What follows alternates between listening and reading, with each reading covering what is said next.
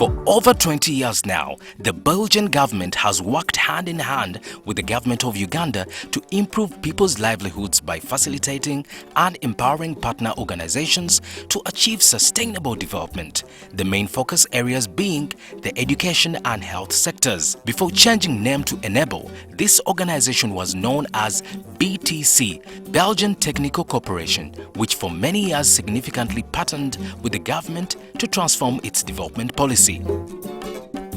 Enabel as a name was born in January this year 2018, becoming a renewed Belgian development agency.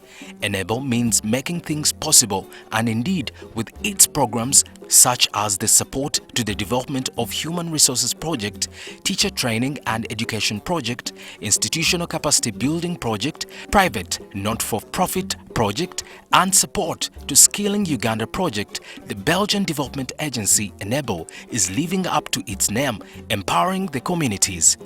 Enabel supports about 650 strategic education and health facilities in Uganda, with the majority in the central, Rwenzori and West Nile regions of Uganda. Enabel also implements programs on behalf of the European Union Trust Fund and Irish Aid to develop skills and capacities of refugees and host communities. The testimonies speak volumes. The nature of our work is to represent, of course, what our projects are doing, to try to explain to outside people really what we are meaning to do with our project and the impact we are trying to achieve with those very projects. In the health sector, a lot is to speak about. Dr. Taban gives an account on how service delivery has improved at St. Joseph Hospital in Maracha ever since Enabel came on board with its result-based financing approach to funding.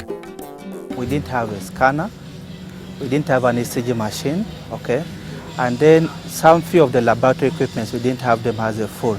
Also, the patient flow at that time was not the best, We were charging quite highly, and because of that, the clients were not coming in as would have wished to. But when Enabel came in, one thing that really improved was the patient care.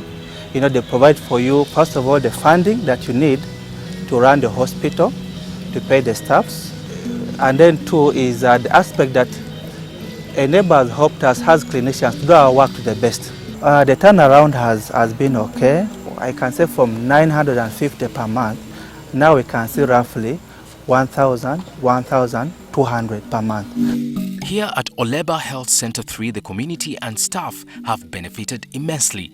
As an institutional capacity building effort, many staff have been trained in areas of planning and management. With the support, with the trainings we got under BTC support and Enabel support, we are now able to sit down and say, critical analyze what is our problem. After finding our problem, we're able to do what we call bottleneck analysis. What are the immediate causes, the underlying causes of these problems? In the long run, how do we solve them? That one is great. In addition, new departments have been started with funding from Enabel in the different health facilities, as the beneficiaries confirm. Health delivery as a whole has improved. Right away from preventive, we do more outreaches. From the funding that we get, we go to do the outreaches, and then even when they come to hospital, the patients come, and then we give them the best of the care we can. And there are some few departments we didn't have. For example, the newborn care unit, we didn't have that aspect. But because Enabel says, when a mother comes, make sure that the delivery is successful, and then the baby survives on, and they're giving them the best quality. The result-based financing approach, or rather commonly referred to as RBF, introduced by Enabel, is a great motivator to the workers, as with this financial modality, payments are based on outputs delivery after a systematic verification process. The government of Uganda has copied a leaf from the Enabel RBF approach, and starting this financial year has launched an RBF unit at the Ministry of Health. There are roughly 20 indicators, and according to your output, and that's how Enabel pays you. Now, like this operation, they have done it well. They have done it yesterday at around 2, but right now you can even see. The team from Enabel, headed by the Uganda country resident representative, paid a visit to hospitals where medical personnel from health facilities in the West Nile region had converged. Representatives from the districts of Arua, Adjumani, Zombo and Yumbe were all present and gave live testimonies.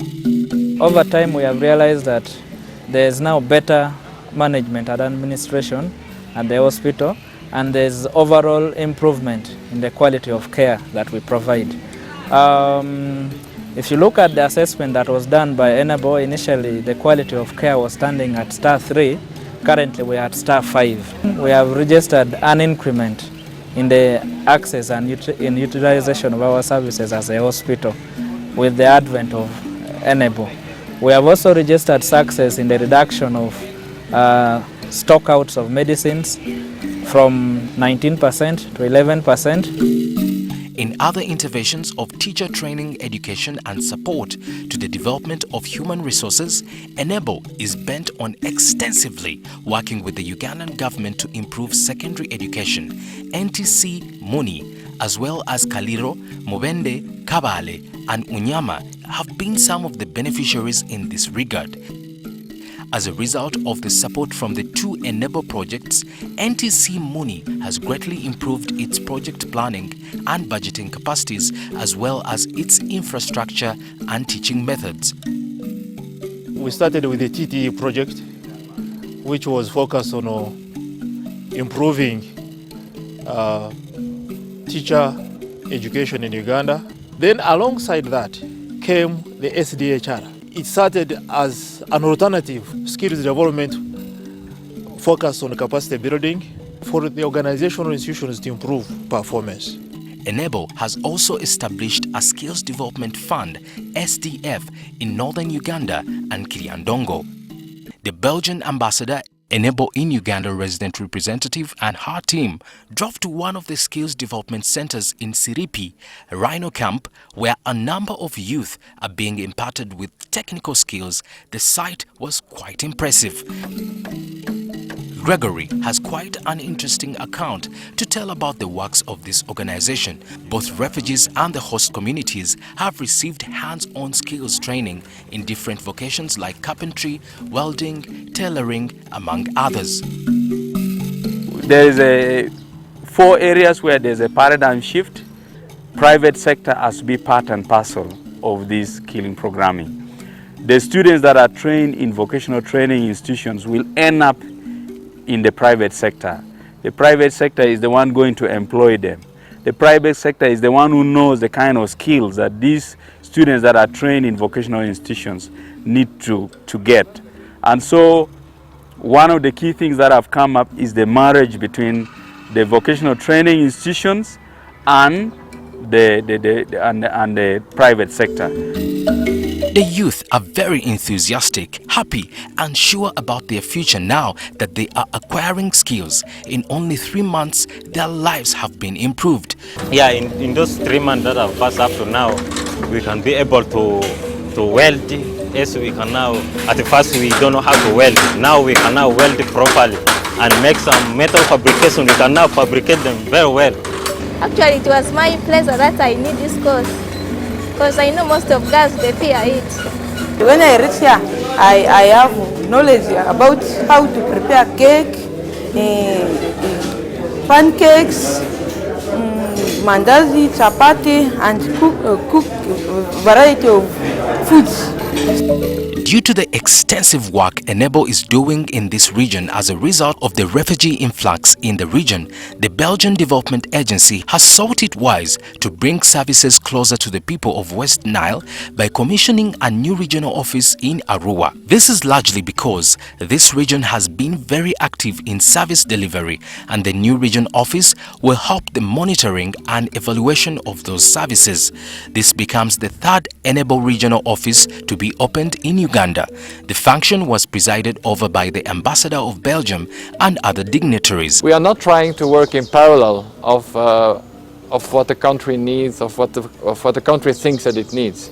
We want to think together with the national government, with the local government, and also to give them ownership. We try to introduce a project, a concept sometimes, like results-based financing is actually a concept which could actually be more expanded in the health sector. But it's true, everything we do here, we try to make it sustainable, that it even can continue to function until after we leave. So in order for Uganda to thrive economically, infrastructure is important, etc. But you also need to have the skilled people who are skilled enough to help the country move forward. So if there is one suggestion I can give is, let's not forget the social sectors and put a bigger percentage of the budget into social sectors of education and health.